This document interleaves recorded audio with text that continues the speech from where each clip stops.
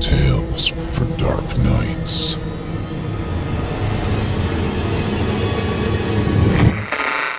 Want to make sure you never miss a Chilling Tales for Dark Nights video again? Be sure to subscribe and hit that bell to turn on notifications.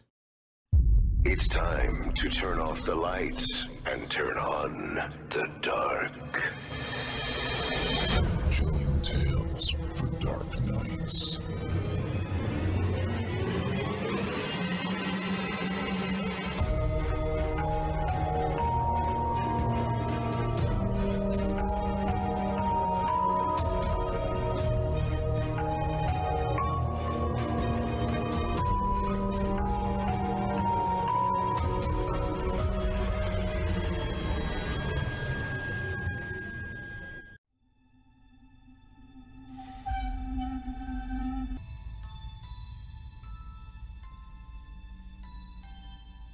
Good evening, listener. You're listening to Chilling Tales for Dark Nights. On tonight's edition, we invite you to leave behind your safe reality and descend with us into the frightening depths of the most terrifying imaginations with two audio adaptations of frightening fiction about nagging neighbors and frivolous fibs. I'm your host for this evening, Otis Jiry, standing in for my very dear friend Steve Taylor, and tonight I'll be your guide as we traverse the dimly lit corridors of your darkest dreams. Joining us tonight to help bring to life the frightening fiction of P.D. Williams and Clarence Carter are voice talents Creepyface, Danielle Hewitt, and Olivia Steele. Now get your ticket ready, take your seat in our theater of the minds, and brace yourself. It's time to turn off the lights and turn on the dark.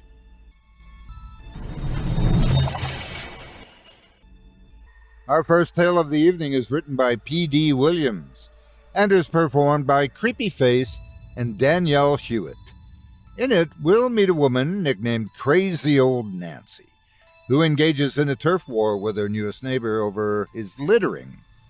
It's hammer versus gum wrappers in this darkly comedic showdown.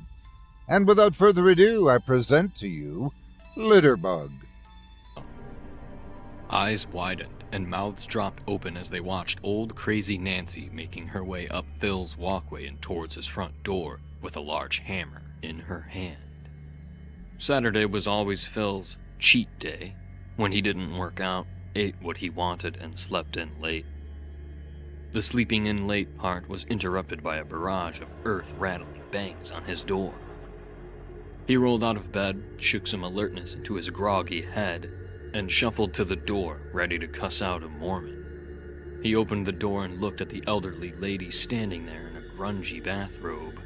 It took him a second or two to recognize her as the weird old bat who had told him off more than once about dropping gum wrappers on the side of the street. "Look, lady, before you unload on me about the dopey wrappers, you should know..." "Just so you know," the woman said.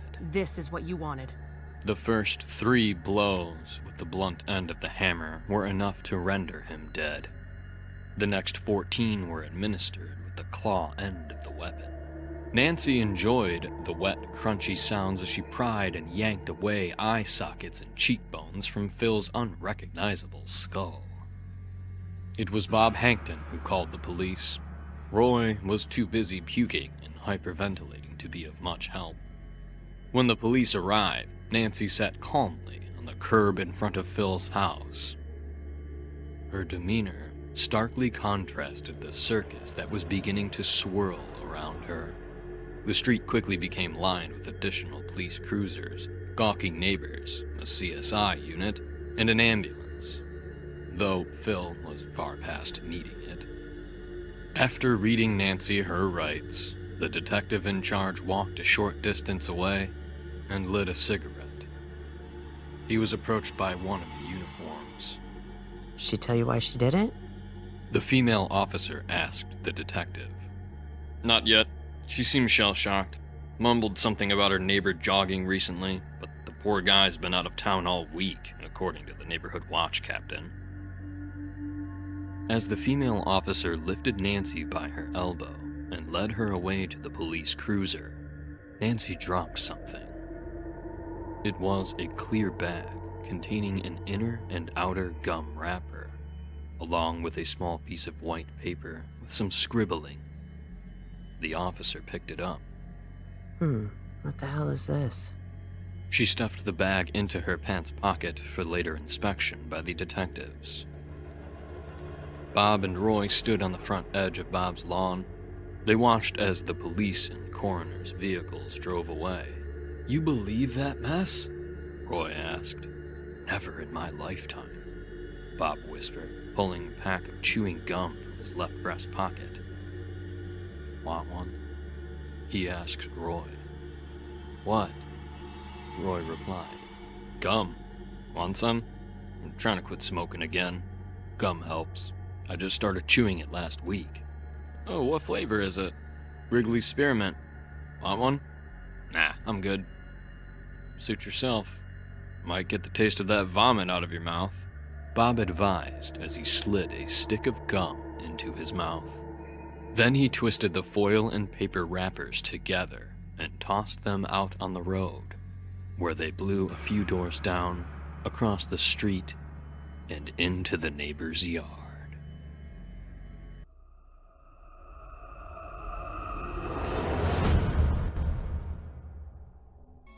I hope you enjoyed Litterbug, as written by P.D. Williams and voiced by Creepyface and Danielle Hewitt. Creepyface's performances can be found right here on our very own network, as well as on his YouTube channel called by the same name. He's worked so very hard, making a career out of voice acting and his love of horror. I implore you to please check him out. If you enjoyed Danielle's performance, you can hear more of her on the Chilling Tales YouTube channel, where she holds the third place championship title for 2019's Evil Idol competition. You'll also find more of her work on the Wicked Library and Creepy Podcast at www.creepypod.com.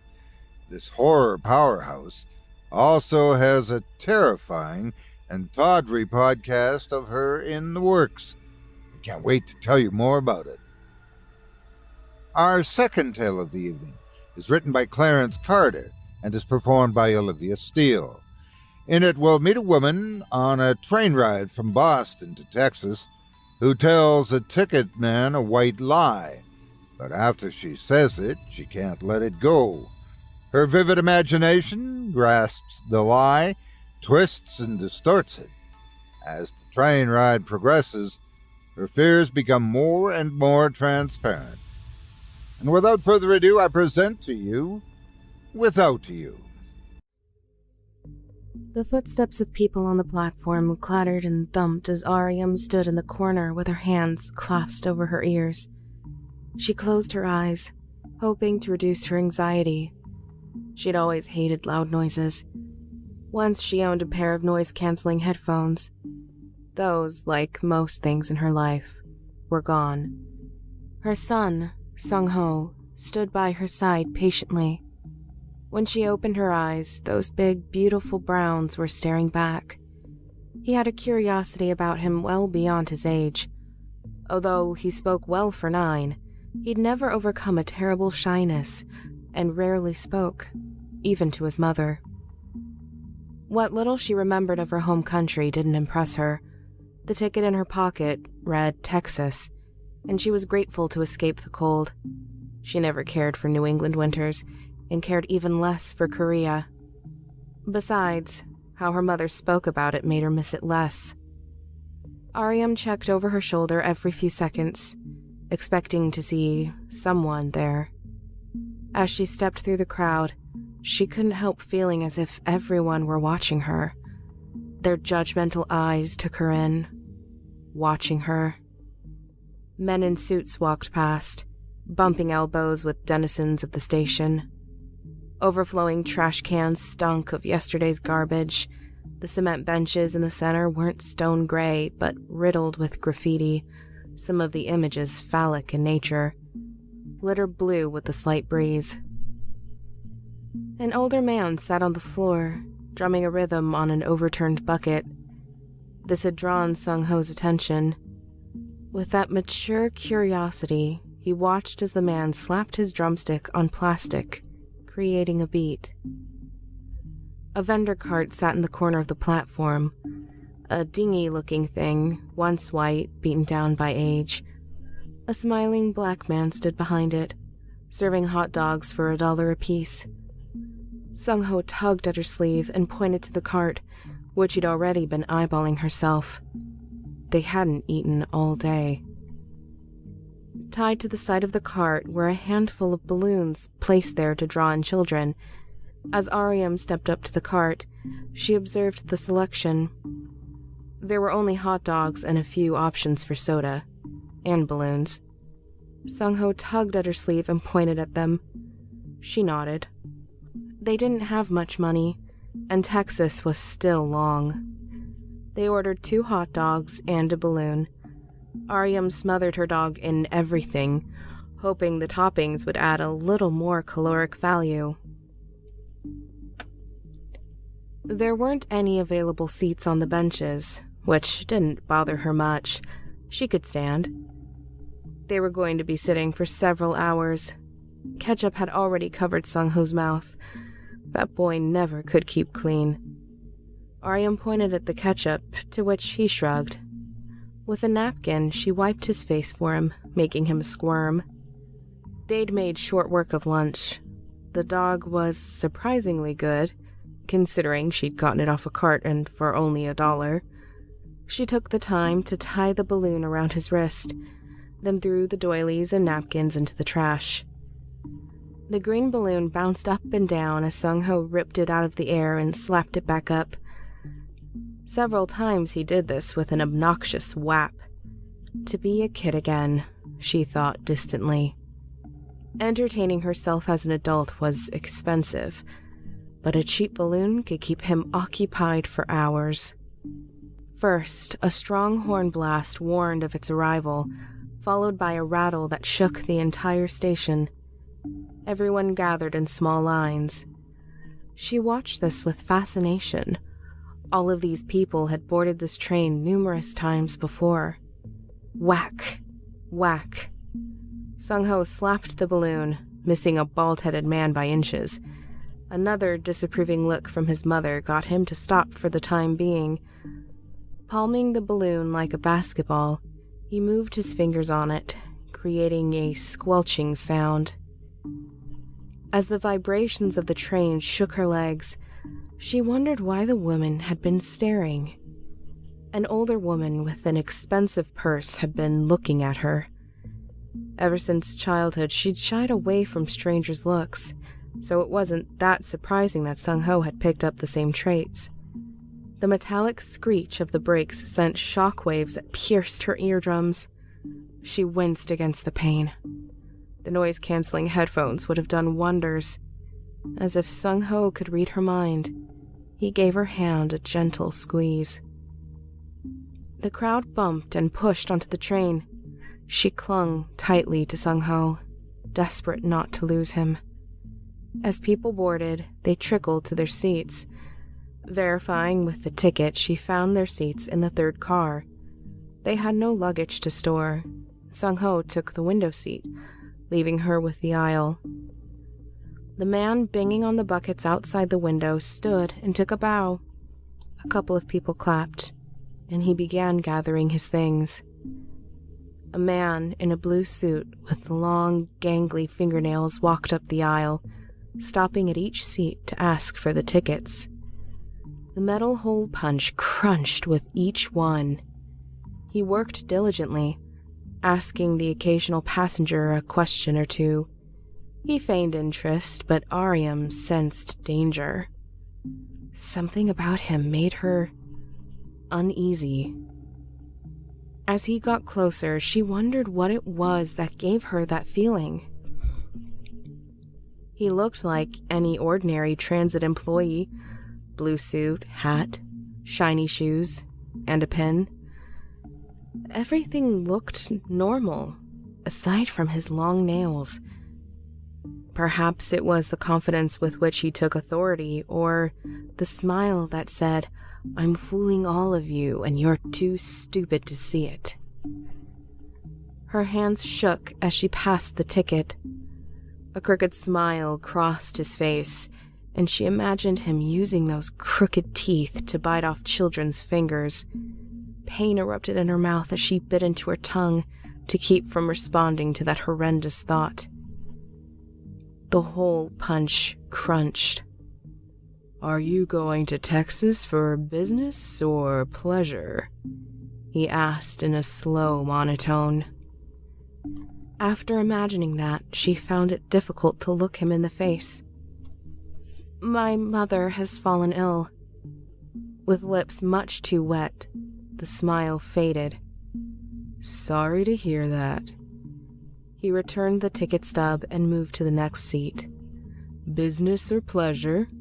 his voice continued. The crunching hole punch and the visual of him biting fingers paired into one treacherous thought. She shook her head, trying to free herself from it. Before it broke free from her psyche, she imagined that spittle on his lips like blood. This is how it starts. After the door swished open, she considered what she'd said and immediately regretted it. Her superstitious mother would never have forgiven her for such a lie. Ariam did not inherit her mother's beautiful green eyes, but she did inherit that awful feeling of dread and grief. She, like many Korean people, had the Han. The lie festered beneath her skin like an infection, and the more she thought about it, the closer it got to becoming gangrenous. I wouldn't have said it under ordinary circumstances. Now that she'd put it out there, she hoped it wouldn't come true.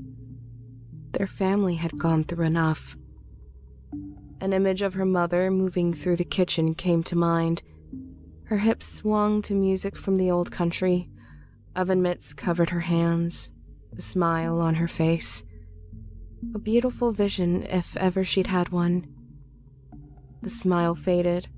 A wet, choking sound escaped her lips. Her hands ushered to her throat, and rivulets of blood spattered on the mitts. "My mother has fallen ill." Sung-ho's hand fell on top of hers, startling her from the vision. A worried look covered his face, followed by a couple of pats. He said nothing, only held her hand in silence. He read her like a book at times, and she always wondered how. Even with the comfort of her son, Ariam struggled to shake off the hallucination. She tried to calm her ravaging heartbeat, sliding deeper into the seat. Using the breathing techniques Dr. Maverick taught her, Ariam eased out of the anxiety. If things got intolerable, she could always take the pills. The lump in her pocket assured her safety net.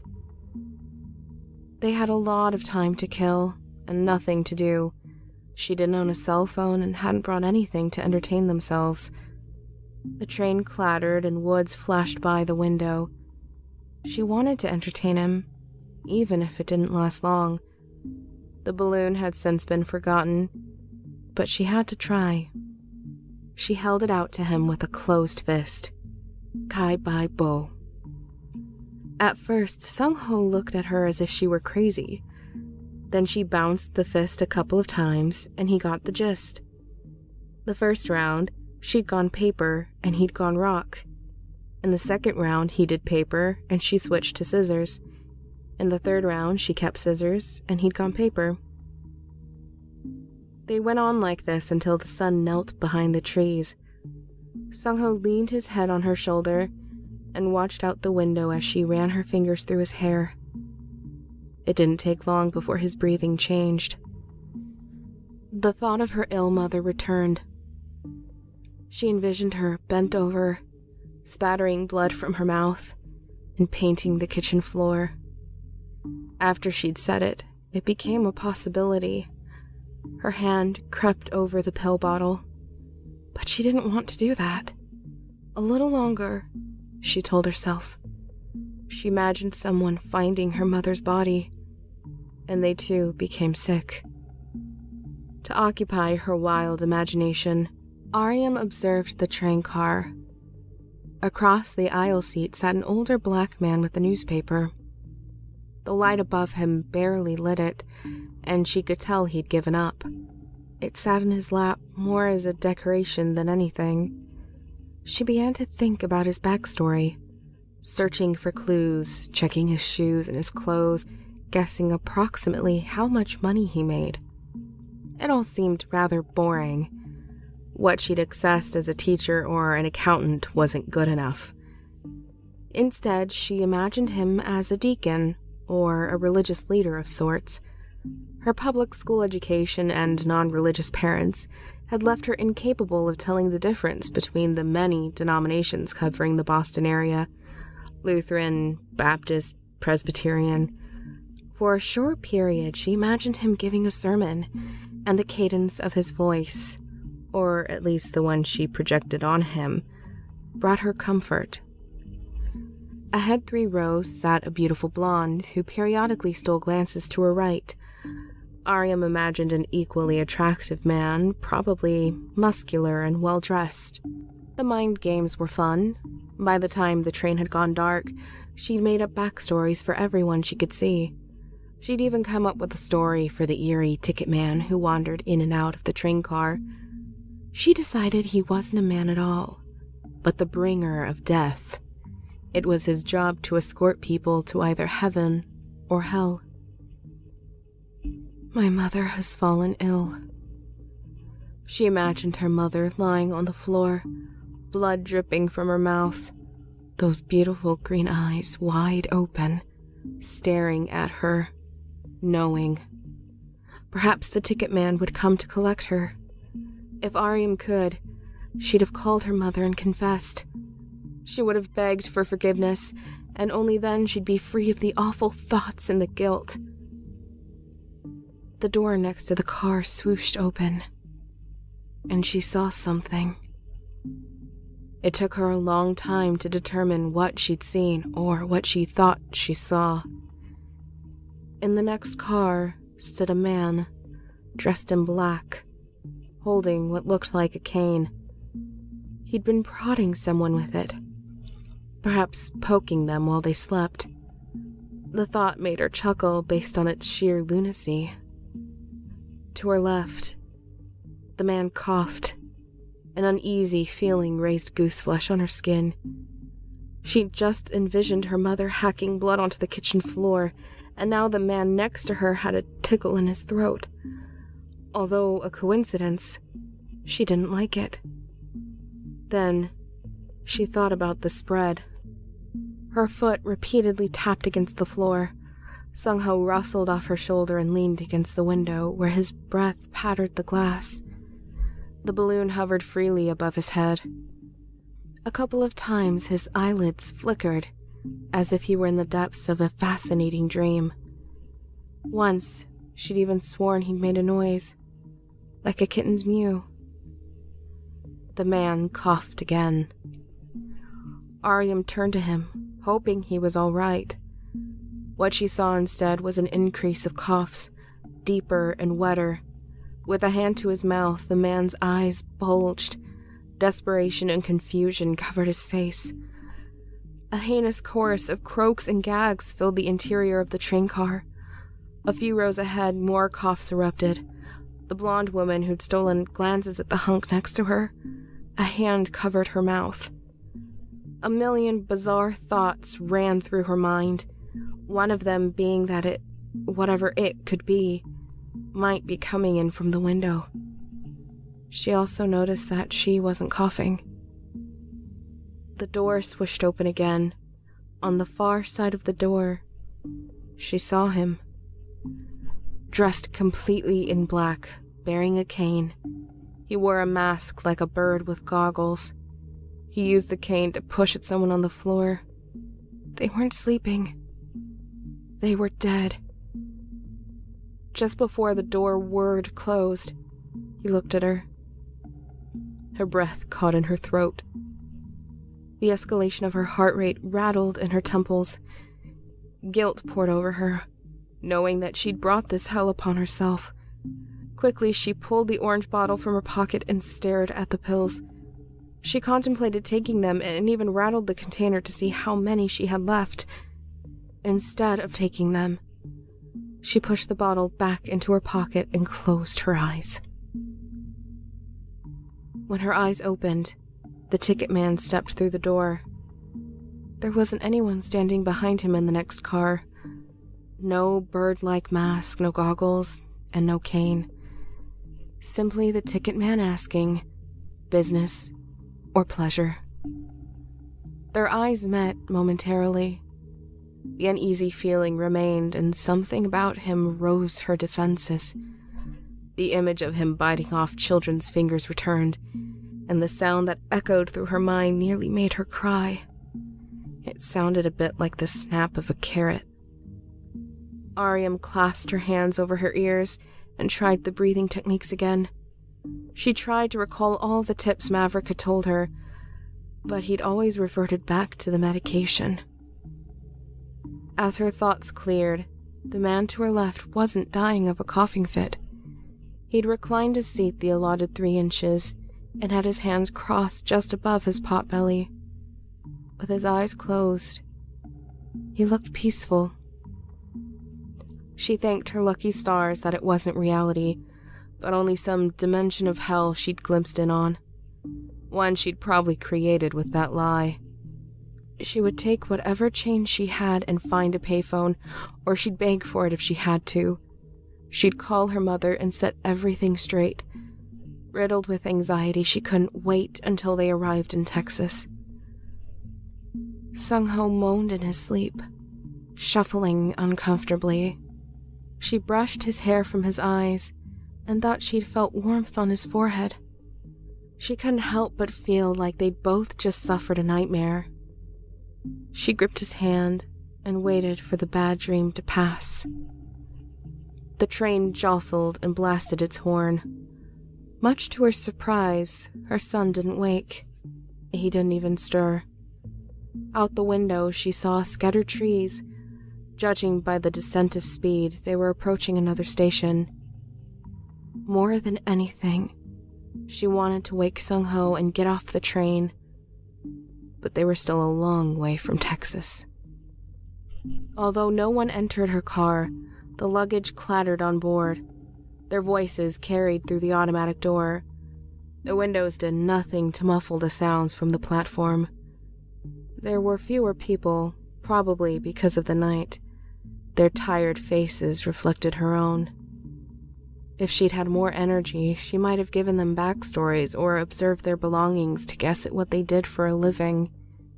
Her mind had grown too tired for that. The fight to keep her eyelids open intensified. The train blasted its horn again, and it chugged to life. The people on the platform disappeared, giving way to more trees. Occasionally they'd let up and she'd see an intersection with a car or two or a handful of buildings. Otherwise, it remained the same. The door whirred open again, and the ticket man stepped in. He looked at all the passengers as he passed by, but said nothing. She didn't like him, didn't trust him. As he passed, a smile curled from his lips. Nothing more than a courtesy. Even that sent a chill up her spine. Her eyelids had grown heavy, and she longed for sleep, but that lingering fear kept her awake.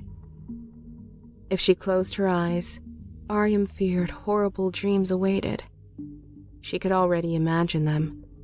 Her mother was lying on the floor in a pool of blood, the passengers with their bodies slumped over in the seats, or worse, spread all over the floor. She imagined this thing spreading, infecting people by the millions. Also, she knew he'd be there. He would be waiting deep in the recessions of her dreams, lurking, wearing all black with a bird-like mask, tagging along with a cane. He would be there. The worst fear was that he'd never leave. Another station and tons of miles passed. She'd regained control of her elevated heart rate and clutched tightly to the hand of her sleeping son. Above what little she could see from craning her neck, showing a palette of brightly illuminated stars. They were beautiful. With his hand in hers, she felt as if the good within him balanced out the evil she imagined in the world. He could bring balance where the chemicals in her brain couldn't. Without him, she had no purpose, no reason to live. Darkness cast upon the train as they entered a long tunnel. Outside the window, she saw nothing but stone walls on both sides. A periodic lantern only lighted the walls outside. The ceiling lining had 2 strips of bulbs that barely illuminated the interior of the train. Ahead, the unseen hunk coughed. Not again. The door swished open, and the man came stumbling in. Thump, thump, tap. With the tip of the cane, he touched the unseen man. His leather-gloved hand raised to the mask, adjusted, and returned to his side. Thump, thump, tap. Ariam's heart pounded against the walls of her ribs. She leaned over, stealing a glance as the Birdman stepped over the hunk who'd collapsed in the aisle. He'd prodded him with the cane again, poking at his sides. The man let out an exasperated wheeze, followed by coughs that spewed blood onto the floor. Coughs sounded from the car behind her, loud ones. There seemed to be a lot of them. The man must have heard them because he moved again. Thump, thump, tap. She ducked behind the seat, hoping he wouldn't see her. A wet, obnoxious cough came from beside her. Her eyes grew wide in disbelief as she turned and looked at Sung-ho. His face had gone pale, and his eyes dark. Sweat stood out on his forehead. In the pits of his shirt, she saw stains probably caused by a fever. With a finger pressed to her lips, she silenced him. More than the illness itself, she feared he would come for them. With her eyes, she pleaded for his silence, begged for it. Maneuvering around the seat, she stole another glance at the front of the car. The man in black moved on to the beautiful blonde, who'd slumped over with her head dangling from the armrest. He pushed her head with his cane, earning a sickly groan. A whimper escaped her lips. Her hand reached to cover her mouth, but it was too late. The man in black looked up at her. His footsteps thudded against the aisle, gaining in speed and volume. Thump, thump, tap. There wasn't anywhere to run. Again, she closed her eyes. She prayed.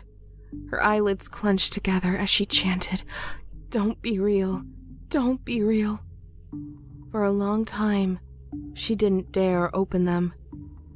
She imagined he was standing there, close to her face, waiting to scare her. When she opened them, he wasn't there. The man wasn't lying on the floor, and the woman wasn't dangling from the armrest either. The fear of those delusions grew. It seemed that each time she imagined him, he got closer. At her side, Sung-ho looked fine. He'd jostled in his sleep again. He remained asleep, and his breath had fogged the window just a little more. As desperately as she could, she clung to reality.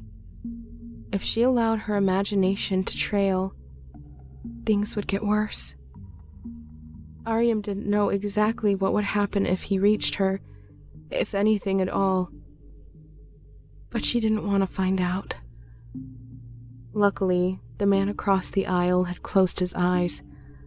Otherwise, he'd have witnessed her panic and call the police. Then they'd find her and drag her back there. Within those walls, she wasn't allowed to see Sung-ho. They made sure of it. After talking herself off the ledge, an ounce of comfort came over her. She knew that the hallucinations wouldn't go on forever. If she needed them to go away badly enough, she could always use the safety net. I'm just going to rest my eyes. She leaned back in her chair and pushed the horrendous thoughts from her mind. The fear that he'd return tortured her. A distant fear that he might be lurking in her dreams also swept over her. She listened carefully for his footsteps, but heard little over the clanging train. The man wasn't real. Of that she was certain. But she knew her imagination could be her worst enemy. She could imagine all sorts of horrific scenarios, and they regularly felt indistinguishable from reality. As a young girl, that imagination had been her best friend.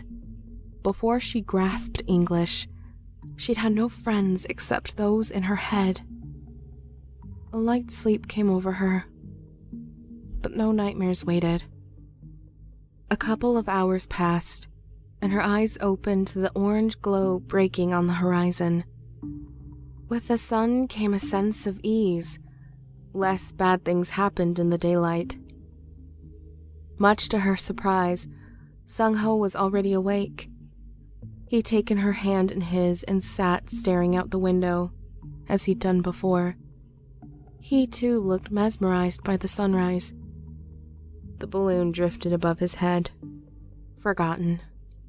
A gurgling erupted in her stomach. The hot dogs had long since burned off, and she was hungry again. There had been a cafe car somewhere on the train, and she wondered if she could find it. As she shuffled through her pockets, she concluded there wasn't enough money. They'd have to wait. Sung-ho kicked his feet back and forth off the edge of his seat. This made her smile. Much like she'd done with English, she studied him carefully. With a boy as painfully shy as him, she'd learned to pick up on his body language. That little nap did nothing to repair the exhaustion from the trip, but she knew they'd sleep when they got there. The brakes screeched again, followed by the blare of the horn. Ahead was another train station. Outside, she watched as people walked freely about the city.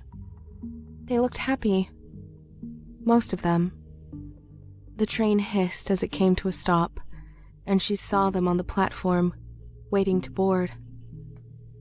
Thump, thump, tap. As if in slow motion, the doors sprung open. People started to board the train. He stood at the front of her car, hanging onto his cane, watching her. His hands rested on the brass notch on top of the cane. She looked out the window to her right, down at the platform. The people waiting in line had changed. Starbucks cups weren't gripped firmly in their hands anymore. They weren't happy morning people on their commute. The flesh around their mouths had split and dangled. The skin hung loosely from their bones like lepers. An emotionless, peeling mask had replaced the life that had once shone from their faces. These people brushed past the man in black as they boarded. With them came the pungent odor of death. Their feet dragged as they crept towards their seats. Maggots squirmed within the gaping holes of their skin as parts of their bones and organs shone through the various wounds. Sung-ho's hand overlapped hers. She turned and looked at him. His eyes left hers for a second, stealing a glance over the seat. She suspected he was looking at the man in black. The boy's face turned into a grimace. If you take your medicine, the monsters will go away. The train jerked to life. Its powerful engine chugged. The lump in her pocket reminded her of the way out, but she didn't think she needed it. She firmly believed she could hold on a little longer. Sung-ho squeezed her hand tighter, encouraging her. Again, she shook her head. Why not? With trembling hands, Aryam wiped away tears. If I take them, you'll go away too.